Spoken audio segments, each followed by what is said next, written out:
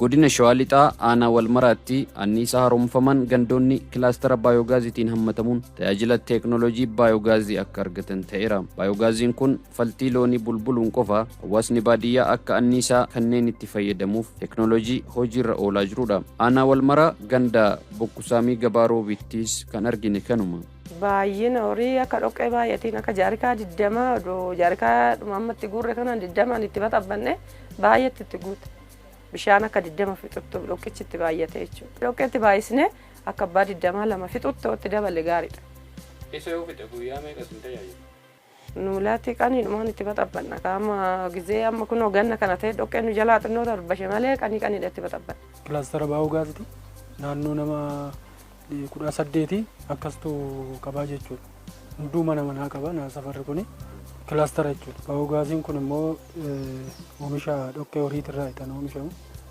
Loonumaaf ta'e horii keenya tan urfatti gannu iskeechatti goone gara istoofititti jijjiirree ittoon akka bunaa tan akka bishaan ho'isu minamina ittiin fayyadamna jechuudha. Isa bira tan darbe immoo hafteen isaa inni kun gara nootitti ba'ee kompostiitti jijjiirree isa kana goggogsine kompostiitti jijjiirree kompostiirree minaan keenyaan ittiin fayyadamaa jirra. Akkuma ilaaltan amma garboon dinnicha iskeechatti ilaaltan kun isaan tan dhaabbateedha. Boqqoolloon kunis isumaan tan dhaabbateedha jechuudha. Waan biraan qabu keemikaala addaan qabu jechuudha. Xaa'ollee bakka bu'e jechuudha. Bakka bu'ee gara maallaqaatti irra jijjiiree maallaqaan irra kompostii isaa gurgurachaa jira jechuudha. Akka gandoota aanaa Walmaraatitti waggaa 5 kana keessatti baayoogaazii baay'inni isaa gara 139 kan ta'u hojjennee jirra. Amma immoo gandi nu amma keessatti argamnu kun ganda Burkusaamii Gabaaroobii jedhama. Ganda Burkusaamii Gabaaroobii kana keessatti qe'ee moodela baayoogaazii hojjenneeti jirra. Akkasumas miseensonni baayoogaazii moodela kana keessatti argaman namoota 39dha. Maatii 39 jechuudha. Maatii 39 kun bu'aa fi faayidaa baayogaaziin qabu ilaalanii giddugaleessa godhatanii jechuudha.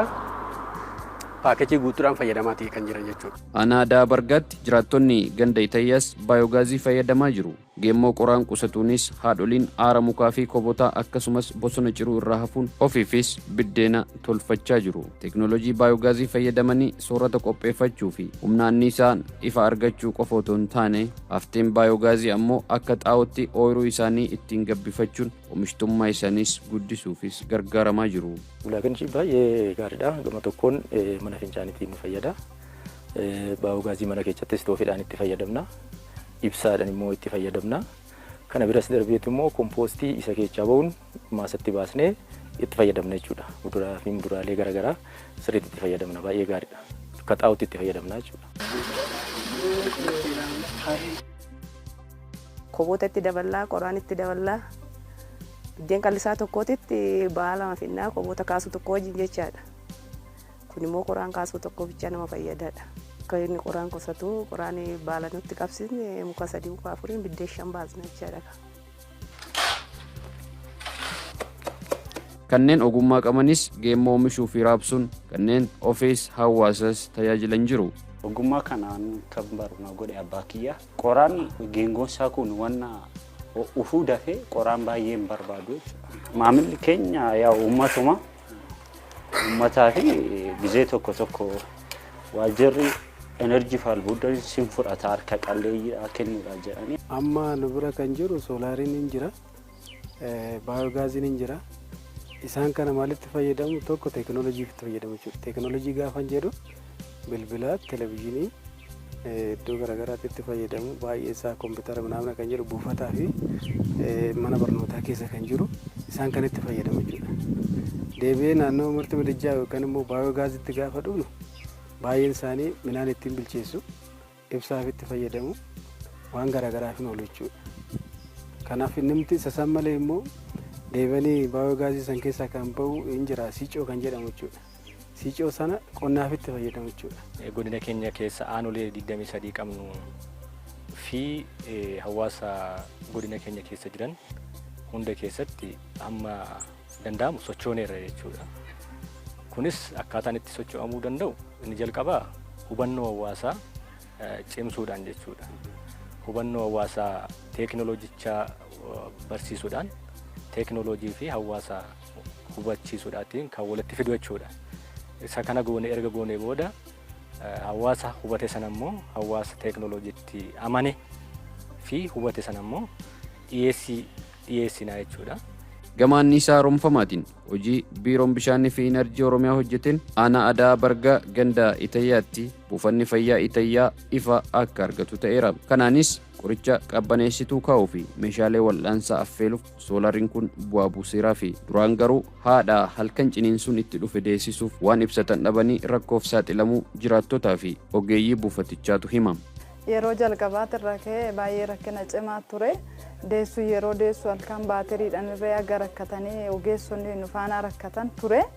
Erga kana ammoo erga soolaariin galee meeshaaleen garaagaraa firiijiin irree iddoon qoricha kaawwatan irree sochoosuu danda'edha.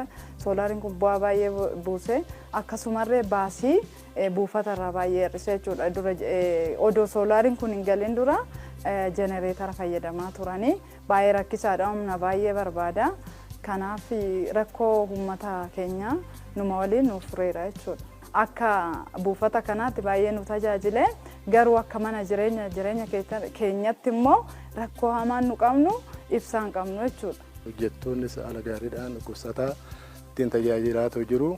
Dursetoo garuu gaan hin galle dura dursetoo baay'iseetu rakkoo guddaa irra turanii dhukkubsataan ture gaa dhufe intiniidhaan baatiriidhaan yaalatu turanii baay'iseetu bootan kun rakkoo guddaa irra tureyyuu jenereetarichi kun baay'ee bobaadhaan baay'ee nu miidhaa tureyyuu jira kana dhugaadhaan baasii guddaa nu gaafachaa ture garuu amma erga kuni galee baasirraa saaxila baasitirraas fooyyofnee jirra.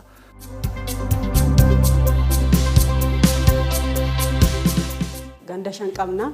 Senterii kana jala kan jiru ganda shanii. Baatirii walii ibsinee bilbila keenya dabareedhaan walii ibsinee dhukkubsataa sana yaallee taasisnee gashina. Deessuun gaafa dhuftu wal gargaarree yoo namni akka carraa ta'e halkan ta'e ogeessi biraa dhabame ogeessi tokko ofii isaatii addatti hidhatee bilbila isaa adda isaatti hidhatee deessuu illee yeroo inni itti deessisutu ture jechuudha. Har'a garuu erga ibsaan kun nu dhufe baay'ee nu fayyade.